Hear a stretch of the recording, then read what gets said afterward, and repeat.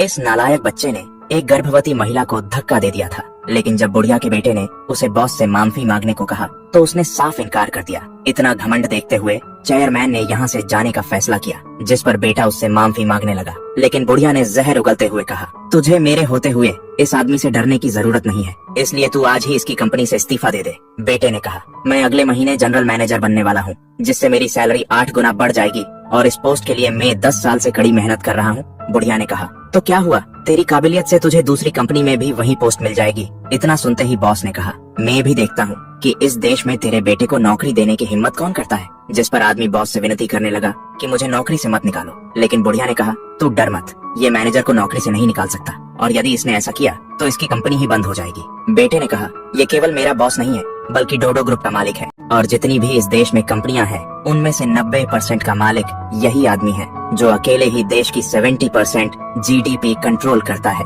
इतना सुनने पर बुढ़िया की अकल ठिकाने आती है, पर फिर भी वो माफी मांगने के लिए तैयार नहीं होती। जब बहू ने पोते से माफी मांगने को कहा तो उसने भी मना कर दिया और कहा, तुम दोनों दादी को बुली करने वाले बुरे लोग हो। बाप ने कहा, तुझे ये सब किसने सिखाया? बेटे ने कहा, दादी ने कहा था, जो भी मुझे परेशान करेगा वो बुरा आदमी होगा। बेटे ने कहा, क्या तुम ये सब मेरे बेटे को सिखा रही थी? वाइफ ने कहा, मैंने तुम्हें कितनी बार समझाया कि तुम्हारी माँ हमारे बेटे को बिगाड़ रही है, लेकिन तुमने कभी मेरी बात नहीं सुनी। आदमी ने कहा, माँ ने सिखाया तो मुझ पर क्यों गुस्सा हो रही हो? वाइफ ने कहा, मैंने तुमसे कहा था कि मैं इसे अपने तरीके से संस्कार दूंगी, लेकिन तुमने कहा था मैं डोडो ग्रुप का जनरल मैनेजर हूँ, इसलिए अगर मेरा बेटा किसी की जान भी ले ले तब भी मैं उससे निपट लूंगा। और अब तुम्हारे बेटे ने एक महिला की जान लेने की कोशिश की है, अब संभालो इस मैटर को। अगले